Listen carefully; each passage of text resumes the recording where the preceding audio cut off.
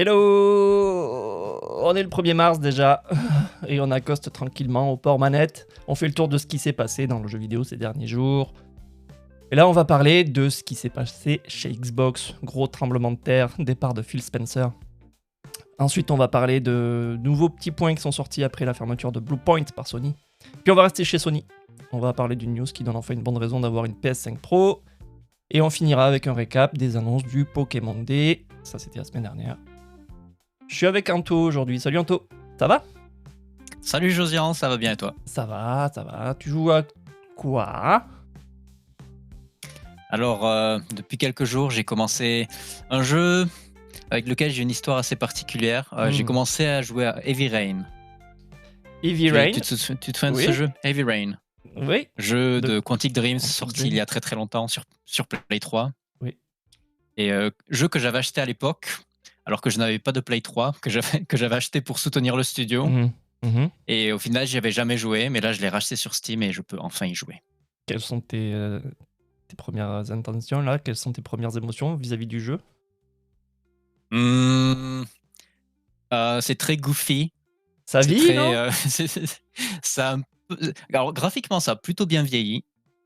Je suis assez surpris par la qualité graphique du jeu, mais après au niveau animation faciale et tout ça, ça a un peu moins vieilli et le gameplay est fun, mais très très très très répétitif. Ouais. Donc il me tarde que ça se finisse. Ok. Moi, j'ai laissé tomber Romeo is a Dead Man.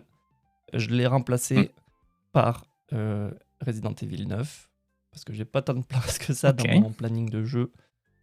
Et je l'ai commencé à peine, RE9, là j'ai commencé, il est sorti que vendredi, donc j'ai commencé que vendredi.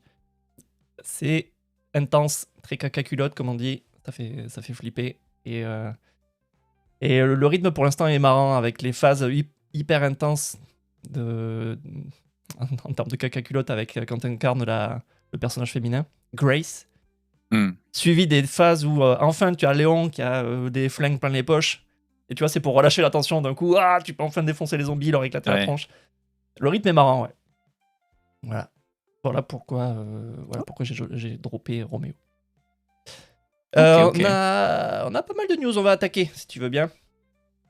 Et on va attaquer avec le gros sujet qui a... Ça a débarqué, en gros, le 20, vendredi 20 février, ça, en pleine journée. En gros, il y a IGN qui allait lâcher une news, avant même que Microsoft puisse commencer à communiquer là-dessus, mais la news qui a éclaté, c'est que, en gros, il y a eu un gros changement de direction à la tête de Xbox. Et donc, ce qu'on peut lire sur IGN, c'était sorti vendredi, on peut lire le PDG de Microsoft Gaming, Phil Spencer, qui travaillait chez Microsoft depuis son stage en 88 et chez Xbox depuis le lancement de la première console en 2001, prend sa retraite. On confirmait à IGN des sources proches du dossier non autorisées à s'exprimer publiquement, parce que c'était au même moment que les annonces officielles de Microsoft, ça. Et la retraite de Spencer prendra effet lundi 23, donc ça c'est déjà effectif. Parallèlement, la présidente de Xbox, Sarah Bond, que beaucoup considéraient comme l'héritière désignée de Spencer, a démissionné. La nouvelle PDG de Microsoft Gaming sera Asha Sharma, qui est actuellement présidente des produits Core AI de Microsoft.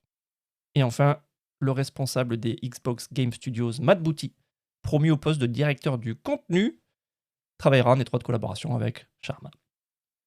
Alors si on décortique tout ce qui s'est passé là, en gros là c'est la fin de l'ère Phil Spencer, où comme on lit dans l'article, 38 ans chez Microsoft, donc vétéran, c'est pas un nouveau venu.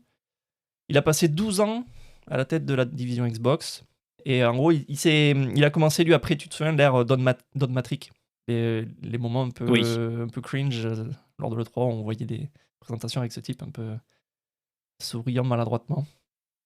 Et Spencer, donc par comparaison à ce Don Matrix, Spencer c'était le profil gamer, le côté c'est l'un des nôtres, il a des t-shirts Halo, il a des t-shirts Doom, tu vois, ce genre de truc. Et donc ce type là s'en va. Sarah Bond, donc on la voyait souvent aussi elle dans les différents supports marketing qui sortaient, donc tu sais les développeurs directs ou en gros les différentes vidéos Xbox qui sortaient. Tout le monde l'a pensé être l'héritière de Spencer, mais finalement quelque chose s'est passé. Elle est plus là. Ça semble logique si jamais son plan de carrière c'était de remplacer Phil et que Quelqu'un lui a dit bah non, ça sera pas toi, bon, ça va être ciao. Hein. Ce qu'on comprend, donc Asha Sharma, elle vient, elle, de la division Core AI de Microsoft. Donc Core AI, c'est ceux qui s'occupent de développer les solutions AI en interne. Donc c'est pas eux qui vendent vraiment les solutions externes, les copilotes et autres. Eux, leur boulot, c'est de s'assurer qu'en interne, les différentes plateformes internes bénéficient correctement de tout ce qui est AI à Microsoft. Et elle, donc, pas de profil gameuse, vraiment. C'est plus côté tech qu'on la trouve. Matt Booty, donc, il était déjà là. C'était le troisième morceau du triangle Spencer, Bond et voilà, et Booty. Et là où avant, lui, c'était un petit peu le contact avec les studios, pas en termes de décision ni de direction générale des studios, mais plus le contact pour solutionner et faire avancer les studios correctement.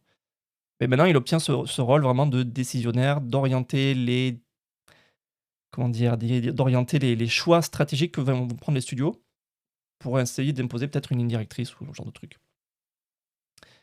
Et vu de loin, on pourrait se demander si lui, il n'est pas encore là ou s'il n'a pas été promu là pour avoir justement le côté, le petit cachet gamer qui resterait à la direction de la branche Xbox, comparé à Asha Sharma qui, elle, est que tech et plateforme. Et dans les premières interviews qui ont commencé à apparaître après sur les différents médias, bon, il n'y a pas grand-chose d'intéressant à trouver dans les propos que la nouvelle direction balance. Il y a quand même des promesses anti-bouillie IA, anti-AI slop, comme on peut lire partout. Où, à cause du background de Asha Sharma, son background AI, les premières réactions, les premières polémiques, c'est de se dire est-ce qu'on va pas d'un coup tomber dans du slop partout dans les jeux Xbox. Donc il y a des petites promesses comme ça de non, on va faire de l'AI de manière intelligente pour développer les plateformes, pour faire en sorte que les jeux se développent plus vite, mieux. Et avec souligner que voilà, pour eux, le jeu reste un art humain. Donc on va voir si c'est des promesses en l'air ou si c'est juste du discours tu vois, de direction. Et donc c'est big news, gros changement. Et si on reprend un peu la timeline depuis le départ là, chez Xbox, où en gros la première Xbox elle est sortie pour contrer Sony, avec suivi de la 360 avec tu vois, les innovations du genre le jeu en ligne, les DLC, les achievements. Donc il y avait réelle intention de contrer Sony. On est passé après à l'époque Don Matrix où d'un coup c'était un focus sur l'entertainment avec c'est l'intention d'avoir une seule box sous la télé dans laquelle tu peux regarder ton Super Bowl, tu peux jouer à ton jeu, tu peux louer de la vidéo, qui avait fait un gros flop, suivi de l'ère Phil avec en gros c'est le Game Pass, c'est les rachats de gros studios, donc c'est ce focus sur les jeux. Et là donc on attaque une troisième virage, époque achat. Alors, on ne sait pas trop ce que ça va donner. Tu vois, en termes de taille de wait and see, là, c'est un énorme wait and see. On va voir ce que ça va donner. On peut imaginer que ça va être un focus sur le côté plateforme. Est-ce que ça va être prendre le Game Pass et le booster? Est-ce que ça va être une autre vision complètement radicalement différente? Et la coïncidence, c'est que ouais, ça peut être vu aussi comme la vraie fin, le vrai symbole de la fin de la génération Series X et Series S, vu qu'on sait qu'ils travaillent déjà sur une nouvelle console. Sortira-t-elle? On ne sait pas. C'est une des questions qu'on peut se poser. Et donc voilà, ça soulève plein de trucs, plein de polémiques qui partent de là. Si on les prend un peu dans l'ordre chronologique, ce qui s'est passé d'abord, c'était le fait que Sarah Bond démissionne le même jour qu'on annonce la sortie, le départ de Phil Spencer. Ça peut souligner une sorte de crise interne, tu vois, chez Microsoft, chez Xbox, où il y a eu peut-être un clash de vision entre les dirigeants Microsoft et la direction Xbox. Clash égale forcément il y a quelqu'un qui va lâcher. Bon, ben c'était Sarah Bond qui a décidé de partir. Donc il y a eu pas mal d'articles là-dessus pour essayer d'alimenter et d'étayer ces rumeurs-là. La suite, c'était le côté tiens, Asha Sharma, elle sort de nulle part, c'est pas une gamer, elle a pas la culture du jeu vidéo. Euh, donc, ça a lancé des débats sur est-ce qu'il faut avoir un background en gaming solide pour pouvoir être à la direction de Xbox. Je pense pas. Je pense pas que ce soit une nécessité. Je pense sans doute des exemples dans les entreprises du monde entier où la direction n'est pas forcément impliquée à fond dans ce qu'elle produit au plus bas. Hmm. C'est sûr que ça clash carrément avec le Spencer qui était le profil gamer. Mais, mais voilà. Moi, ce que j'en conclurai plutôt, c'est ce côté profil tout neuf, sorti de nulle part, qui en gros a zéro attachement au passé Xbox. Ben, en fait, ça risque d'être utile pour le futur où il va falloir prendre des décisions peut-être radicales et trancher radicalement avec ce passé Xbox qui était. Tu vois, par exemple, Spencer ou Bond auraient pu avoir une sorte d'affect concernant peut-être des studios ou des décisions. Alors que là, avec une personne toute neuve, Hmm. ça va pouvoir trancher radicalement, je pense. Ça sera plus objectif, peut-être. Peut-être. Et les dernières polémiques, c'était au sujet de justement le côté est-ce que Microsoft va rester constructeur de consoles? Est-ce que Xbox va rester constructeur console? Ou est-ce qu'ils vont basculer directement et à 100% en rôle d'éditeur de jeux, façon Sega, il y a quelques années, quand ils ont laissé tomber la Dreamcast?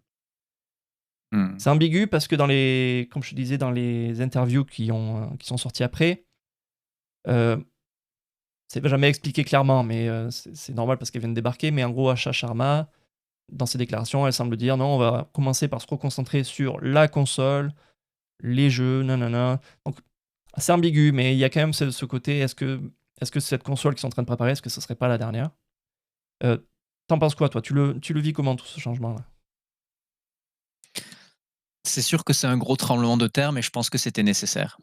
Ouais. Que quand on repense, je pense que les années glorieuses de Microsoft sont dans le passé. Malheureusement, ça fait 2 générations que Microsoft est un peu à la ramasse. Ouais. Non seulement niveau console, mais aussi niveau software même, niveau jeu. Parce que Microsoft a beaucoup de licences intéressantes et cultes, genre Halo, Gears of War. Et malheureusement, ces jeux, ils ont commencé aussi à s'essouffler depuis un bon moment.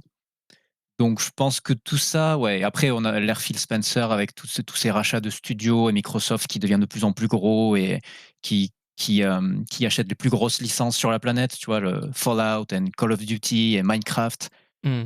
Je pense que cette expansion aussi, elle a ses limites et je pense que c'est le moment d'arrêter tout ça et de se reconcentrer un peu sur ce qu'ils ont, sur leurs acquis et développer ce qu'ils ont déjà, quoi. Ouais, je pense que c'était un changement nécessaire, tout ça. Ouais. À voir Non. ce que ça va donner de par le futur. Ouais. Ouais, ce que je retiens de l'ère Spencer, là, comme tu dis, c'est ça, c'est les rachats. Tu sais, c'est un peu comme s'ils n'avaient pas la solution vraiment avec ce qu'ils avaient déjà pour faire des bons jeux. Mmh. On va les racheter, c'est pas grave, on va racheter Bethesda, on va racheter. Il nous faut un RPG, on va racheter Oblivion, c'est bon. Il nous faut. Voilà, on va Mmh. racheter, on va racheter. Et malgré tout, ben, ça n'a pas marché. Ça a pas marché, ils sont toujours troisième par défaut, ils sont toujours derniers dans la course à la console, même si bon, c'est un peu désuet comme vision. Et Ouais. je retiens aussi je sais plus comment c'était vraiment cet enchaînement de sorties, mais il y avait des annonces où on se disait ah peut-être que ça va être enfin le jeu qui va faire que je suis voilà, j'ai pas honte d'avoir une Xbox. Donc je Mmh. pense à Hellblade. C'est ça Hellblade? Tu sais c'est Senua's, je sais plus exactement le titre du jeu entier, le tout Ouais, récent ouais. là. Super beau graphiquement mais Mmh. il y avait pas beaucoup de jeux dans ce jeu en fait, c'était une Non. longue cinématique interactive.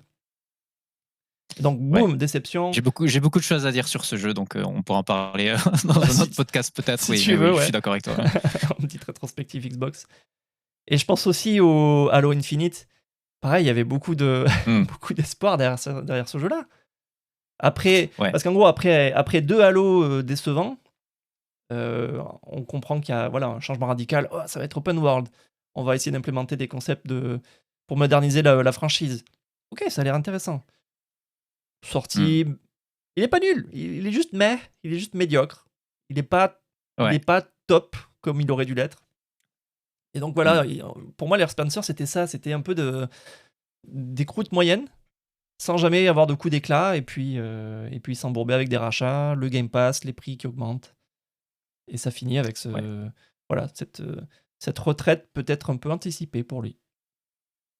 Mmh. Voilà. Je pense que les vraies raisons, les détails plus précis, on les aura dans les mois qui arrivent. Peut-être avec le livre sur la carrière de Spencer, j'en sais rien. Tu vois, il peut y avoir des trucs comme ça. Pour l'instant, il y a que des rumeurs, il y a que, Autobiographie. ouais, il y a que de l'attente. Et donc Mmh. on va enchaîner. On va reparler de Bluepoint, qui il y a quelques temps, on avait annoncé qu'ils avaient été fermés par Sony. Et on en a appris un peu plus sur les raisons et ce qu'ils ont fait pendant cette dernière année avant la fermeture. Alors, dernière année, donc tu te souviens, il y avait ce projet God of War Live Service sur lequel ils travaillaient. Alors, pareil, on ne Ouais. sait pas trop si c'est à leur demande qu'ils ont lancé ce projet-là, ou est-ce que c'est Mmh. Sony qui les a mandatés de trouver un jeu live service. Voilà, on ne sait pas trop qui a commencé, donc on ne sait pas qui blâmer. Est-ce qu'il y a besoin de blâmer quelqu'un? Je pense pas non plus. Et donc il y a ce projet God of War Live Service sur lequel ils travaillaient, qui a été annulé en janvier 2025. Ce qu'on a appris, c'est que donc à l'époque, c'était une team de 70 personnes environ, et on sait qu'ils ont un peu galéré à appréhender ce projet. Finalement, c'était plus gros que ce qu'ils ont pu mâcher. Ils se sont croûtés en termes de différentes échéances qui étaient censées être atteintes. Donc, ben, forcément, Sony a sanctionné. Projet annulé, il peut pas être abouti, c'est un gouffre Afrique. Suite à ça, donc le Mmh. studio perd quelques éléments clés. Donc, on peut imaginer que c'est des gens qui ont vu peut-être le vent tourner en se disant ça faisait 3 ans, je sais pas, qu'on travaillait là-dessus. C'est annulé, on n'a rien en perspective, ciao. Donc, déjà, ils perdent quelques éléments. Et ce qu'on a appris dans diverses publications sur Bloomberg ou sur IGN, c'est ce qu'ils ont essayé de faire pendant cette dernière année. Les projets qui ont été pitchés à Sony pour essayer de les convaincre de les garder et de les financer. Donc il y a certains projets qui sont un peu bizarres, qui sortent un peu de nulle part, comme un spin-off Ghost of Tsushima. Donc ce serait un spin-off du jeu de Sucker Punch. Pas forcément un jeu long, énorme, à gros budget, mais un jeu plus petit, mais qui se passe quand même dans cet univers de Tsushima. Donc ça a été refusé parce qu'ils ne voulaient pas empiéter sur... Sony ne voulait pas que ça interfère avec les plans de Sucker Punch concernant la licence Mmh. Ghost of whatever. D'autres projets qui, eux, par contre, résonnent avec ce que le public semblait demander depuis des années, c'est le remake de Bloodborne. Donc c'est un jeu From Software qui a maintenant un statut légendaire parce qu'il est bloqué sur PS3. Ça contribue au fait que tout le monde le veut, tout le monde voudrait une version remaniée, ressortie sur les consoles modernes. Là, actuellement, la seule façon d'y jouer convenablement, c'est via émulation sur PC. Et donc, ils ont pitché ça. Les rumeurs disent que ce serait From, justement, qui dirait non, non, non, on va pas les laisser faire ça. C'est notre licence. Peut-être qu'on est encore Mmh. intéressé par faire quelque chose. Il n'y a rien de concret vraiment par rapport à ça. C'est que des rumeurs, en gros. Mais ça corrobore des rumeurs qui concernaient leur précédent remake, le Demon's Souls, qui était sorti à la sortie de la Play 5, qui aurait peut-être froissé un peu Ouais. la team From, apparemment. Pareil, des rumeurs, on n'a Ah pas bon? vraiment de...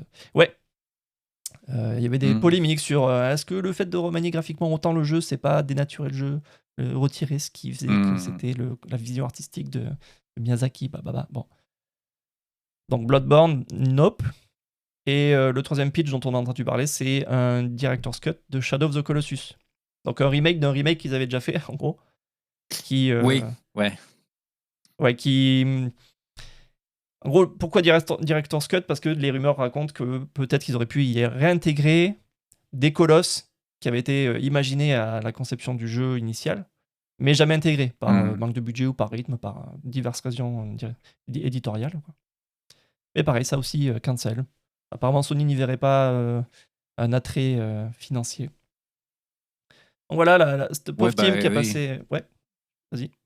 Bah, quand on considère qu'il y avait eu un remake déjà il y a quelques années, oui, c'était pas forcément pour Sony, je pense, le projet le plus intéressant, le plus, prioritaire pour eux. Ouais.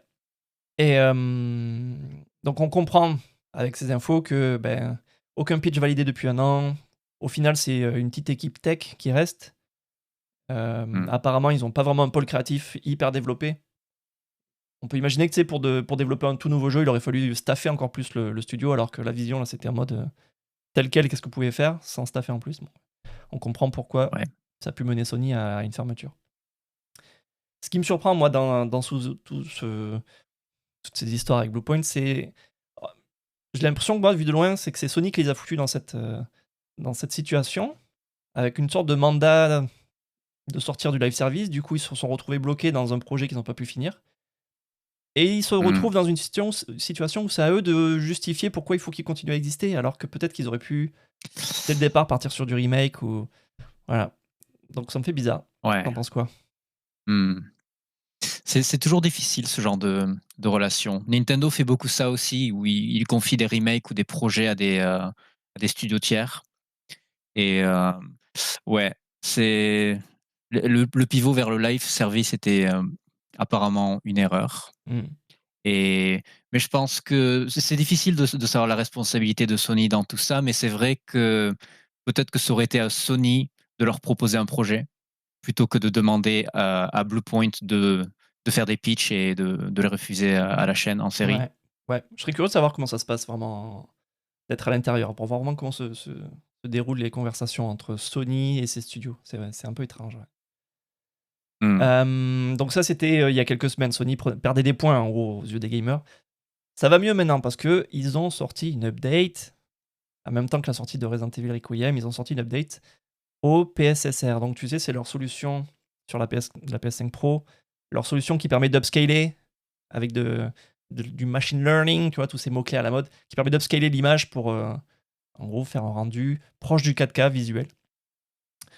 Donc c'est un morceau d'article que j'ai tiré de chez jeuxvideo.com qui nous dit: avec l'aide d'AMD, Sony publie une mise à jour salvatrice pour la PS5 Pro. Voici ce que change le PSSR 2.0. Sony vient d'annoncer le déploiement imminent d'une toute nouvelle version de son outil d'upscaling pour la PS5 Pro. Le tout premier jeu à en profiter n'est autre que Resident Evil Requiem, fraîchement sorti cette nuit, donc c'était vendredi dernier là.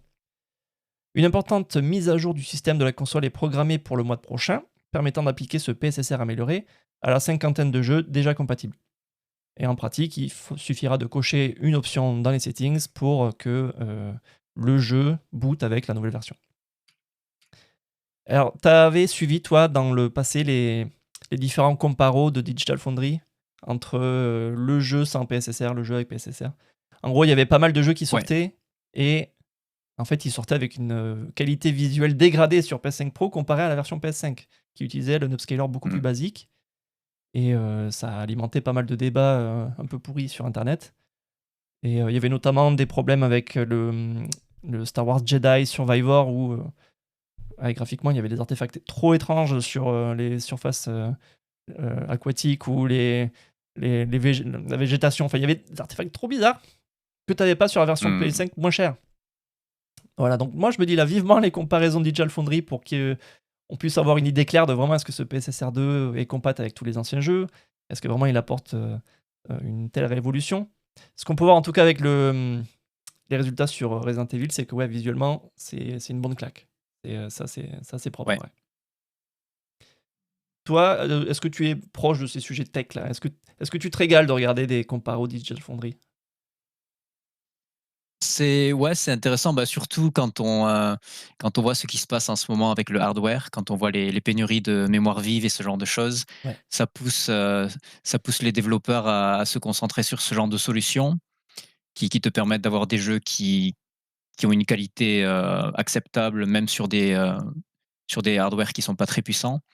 Donc ouais, ça m'intéresse pas mal. C'est ce genre de technologie, c'est aussi ce qui m'avait poussé à acheter une carte Nvidia avec le DLSS, qui est aussi seulement disponible sur GeForce. Donc ouais, c'est intéressant et je pense que c'est le futur. Parce que là, on a atteint. C'est vrai qu'au début, c'était un petit peu bancal, avec beaucoup d'artefacts, c'était un peu de la bouillie. Mais maintenant, on a atteint un niveau vraiment, vraiment acceptable. Et c'est limite impeccable, quoi. Vraiment, il faut vraiment aller rechercher des artefacts pour trouver des problèmes. Donc ouais, Ouais. je pense que c'est le futur. Tout à fait, ouais. C'est vrai qu'en plein jeu, tu les vois pas, les détails. Genre, pendant ces comparaisons Digital Foundry où tu vois un zoom sur une herbe lointaine complètement aliasée ou moche, bah, en jouant, tu les vois pas, ces trucs-là. Donc, ouais. Ouais, c'est vrai que c'est cool avec le. Ouais, ça donne une nouvelle vie. Peut-être ça donne le début de la vie vraiment de la PS5 Pro, j'ai envie de dire. Parce que on avait du mal à justifier l'achat avant de voir les résultats vraiment que donne cette version 2, je dirais. Donc, ouais, il me tarde de voir les premières comparaisons. Et donc, justement, cette semaine, Resident Evil Requiem sort. Avis critique, donc apparemment, c'est un des meilleurs Resident Evil. Il détrône pas le meilleur des meilleurs, qui est, je crois que c'est encore le remake de Resident Evil 4, qui est au top. Mais il fait partie des meilleurs. T'as Eurogamer qui lui a donné un 5 sur 5. Il a un 17 sur 20 sur jv.com. Il a un pouce vers le haut de ma part parce que j'ai commencé et j'aime beaucoup. Et ce que je me dis à chaque fois qu'il y a un RE qui sort, parce qu'il y en a quand même qui sortent souvent, et je me dis c'est quoi la suite en fait? C'est quoi leur programme? Est-ce Ouais. c'est quoi? C'est un remake numéroté le prochain? Ou c'est le code Hmm. Veronica qui était sur Dreamcast? Ou est-ce que ça leur donne pas envie d'aller explorer et de ressusciter Dino Crisis peut-être? T'en penses quoi? Ouais. Resident Evil, ouais, c'est une franchise très populaire et du coup, ils ont du mal à laisser Léon et Chris prendre leur retraite. L'histoire de Resident Evil, c'est du grand n'importe quoi avec des nouveaux virus, des gens qui sont morts mais en fait qui reviennent, qui sont contaminés, c'est vraiment du grand n'importe quoi. Pour moi, Resident Evil, c'est le genre de franchise qui aurait dû faire ce que Silent Hill est en train de faire. Mhm. C'est faire des sortes de spin-off ou faire des choses qui n'ont aucun lien avec l'histoire principale. Pour moi, c'est quelque chose que je pensais qu'ils auraient commencé à faire ça il y a quelques années. Apparemment, ils n'ont pas encore commencé. Ils continuent encore d'exploiter leur pauvre personnage qui mérite de prendre leur retraite maintenant. Ouais, Donc, je pense que c'est ça le futur pour moi de Resident Evil. Garder le thème, les zombies, et s'amuser un peu avec ça. c'est vrai, c'est vrai. Après, dans le 8, le RE Village, non, c'est vrai, il y avait Chris. Il y avait Chris, mais le perso que tu incarnes, c'était un perso tout nouveau. Bon, qui est, spoiler, il est déjà à la retraite. Et, Ouais. mais en fait, il y avait moins le focus sur les zombies dans le village. C'était plus un festival de monstruosité avec des persos. Il y avait du vampire, peut-être un peu. Il y avait du body horror Du avec des bébés loup-garou. géants, du loup-garou, du bioméca un peu à la fin aussi. Et Ouais. là, ce qui est marrant dans le 9, il y a un peu un twist sur le zombie de base. C'est plus un zombie de base. C'est un nouveau virus et le zombie infecté, donc la personne infectée, se zombifie mais garde des traits de ce qu'elle faisait avant. Donc un docteur voudra opérer encore, donc il va vouloir te découper avec des phrases qui vont te dire il faut opérer, tu vois, des trucs comme ça. Le boucher veut découper, enfin il y a un petit twist qui fait que ça renouvelle un petit peu le zombie de base. C'est assez marrant. Yep. Et donc on va finir avec le dernier gros temps de la semaine, c'était le Pokémon Day. Et, c'était vendredi dernier, je crois, ou jeudi. Je ne sais plus si c'est passé dans la nuit du jeudi au vendredi. Pas mal d'annonces donc qui étaient plus ou moins déjà connues, mais on va faire un petit récap parce qu'il y a des trucs assez cocasses et des trucs un peu intéressants quand même, mine de rien. Les premières annonces, donc, c'est ils vont commercialiser un baladeur qui a une tranche de petite Game Boy. Baladeur dans lequel tu vas pouvoir insérer jusqu'à 45 cartouches qui seront dispo au fil du temps. Chaque cartouche correspond à un thème musical de la première génération Pokémon. Donc, ce qu'ils veulent, en gros, te vendre, ils veulent te vendre du souvenir de la Madeleine de Proust, comme ça. Bon, c'est mignon. Ouais. C'est un accessoire qui. Ah, tu dis, c'est très joli sur une étagère, là. Malheureusement, je suis pas si attaché que ça au Pokémon. J'étais pas du tout là quand ça, quand ça a explosé, donc je suis pas du tout attaché à ça. Mais c'est marrant comme idée. Après, ils ont enchaîné sur des détails sur les prochains championnats du monde de Pokémon. Je m'en tape un petit peu. Ils ont parlé après de rééditer d'anciennes cartes. Donc là, on est dans le chapitre des cartes à collectionner, donc ils vont rééditer de vieilles cartes. Alors c'est marrant parce que c'est l'époque où le design de Pikachu était pas si cute que ça. Il était un petit peu chubby, un petit peu enrobé. Alors ça fait rigoler tout le monde. Ils ont annoncé des updates pour donc c'est les jeux mobiles là, c'est Pokémon Go, Pokémon Unite et Pokémon Champions. Pareil, ils mettent des trucs en plus. Bravo à eux. Update sur le dernier jeu Pokémon Switch qui est sorti qui s'appelait Pokémon Legends ZA. Pareil, ils rajoutent des Pokémon géants ou un Pokémon géant. Je sais pas, je saurais pas exactement expliquer ce qui se passe dans ce qu'on a vu. Après, il rappelle que donc il y a les rééditions, les ressorties, plus que des rééditions, c'est des espèces de remakes, des rééditions de Pokémon Vert-Feuille et Rouge-Feu. Donc ça ressort sur Switch 1 et 2 sur le Nintendo Store et pas dans le Nintendo classique, tu vois, c'est pas dans la partie où tu peux jouer à des vieux jeux GBA sur leur plateforme initiale. Là, vraiment, il faut le racheter sur le store, histoire d'en vendre un peu plus. On voit un peu plus d'infos aussi sur le Pokémon Pokopia qui sort semaine pro. Donc pour info, Pokopia, c'est... je vais un peu creuser parce que en fait, j'ai l'impression qu'il m'intéresse ce jeu. C'est du Animal Crossing avec du Minecraft et avec du Viva Pignata. Donc c'est du Animal Crossing parce que tu peux aller visiter les îles voisines et c'est assez collaboratif dans ce que tu peux faire en termes d'activité. Minecraft parce qu'il y a du crafting, il y a de la construction. Et Viva Pignata parce qu'en fonction de ce que tu fais sur ton île, tu vas faire des trucs pour attirer certains Pokémon spécifiques. Donc je sais pas exactement comment ça se déroulait, mais j'imagine que un environnement boisé, tu vas attirer les Pokémon qui aiment ça. Donc ces trois aspects sont assez intéressants. Et ça pourrait me plaire, moi, dans le côté un peu cozy gaming, où si tu veux un peu décompresser entre 3 phases de Resident Evil qui foutent les jetons, tu lances un Pokopia et ça va tout de suite beaucoup mieux, quoi. Et ils ont conclu... ça a l'air intéressant. Ça a l'air intéressant, ouais. Je pense qu'on va en parler parce qu'à mon avis, ouais, je vais taper dedans bientôt. Et ils ont conclu donc leur présentation Pokémon Day avec l'annonce officielle de la nouvelle génération Pokémon, la 10e. Donc intitulée Pokémon Vent et Pokémon Vague.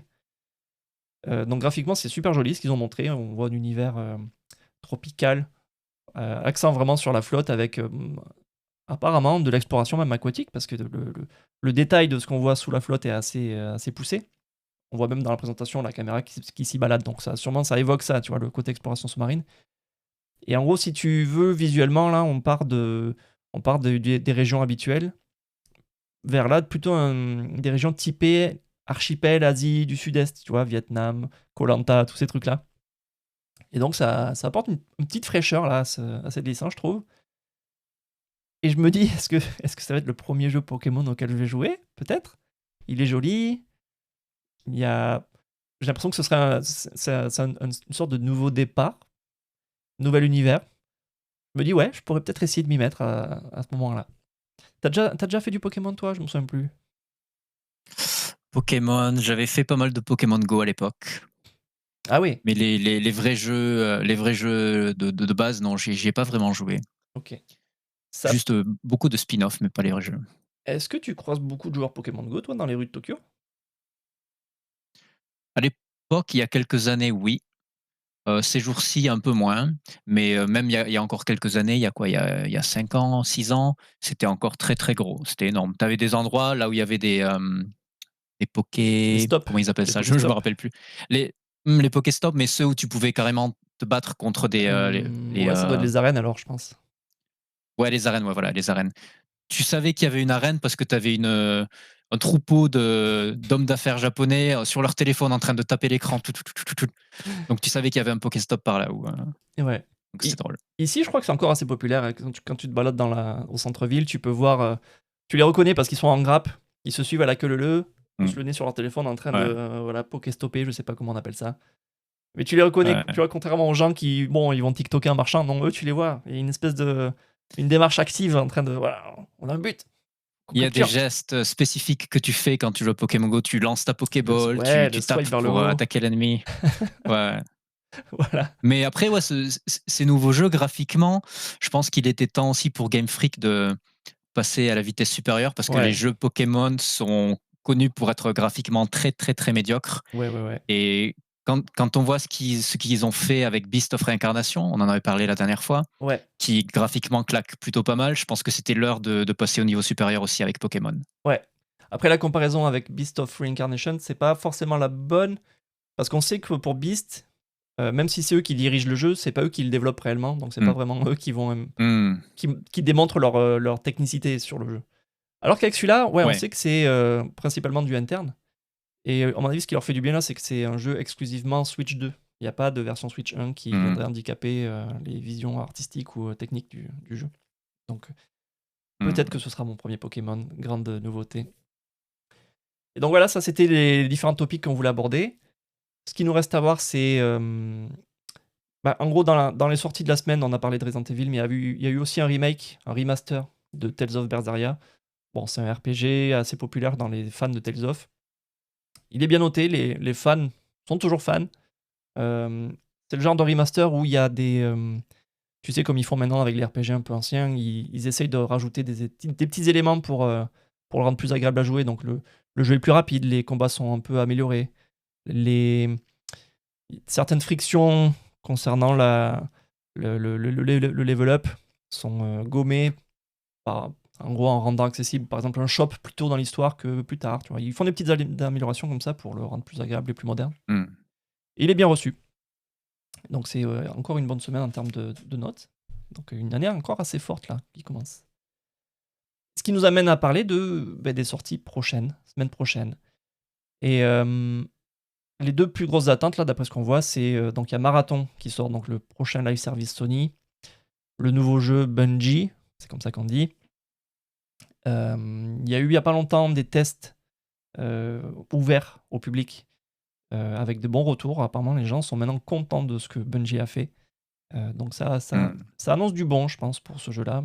J'avais un peu peur que Bungie vive la même chose que les autres studios avec on sort un jeu, 2 semaines après il est éteint et ciao, on clôt le studio. Je pense qu'il y a un destin différent qui se dessine là.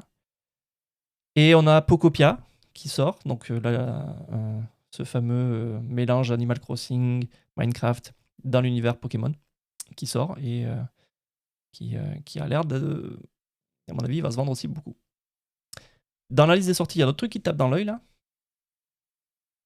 À part ça. Pas vraiment. J'ai encore beaucoup de jeux à finir dans mon backlog, donc là, je vois rien qui m'intéresse vraiment. Je suis curieux d'essayer Marathon.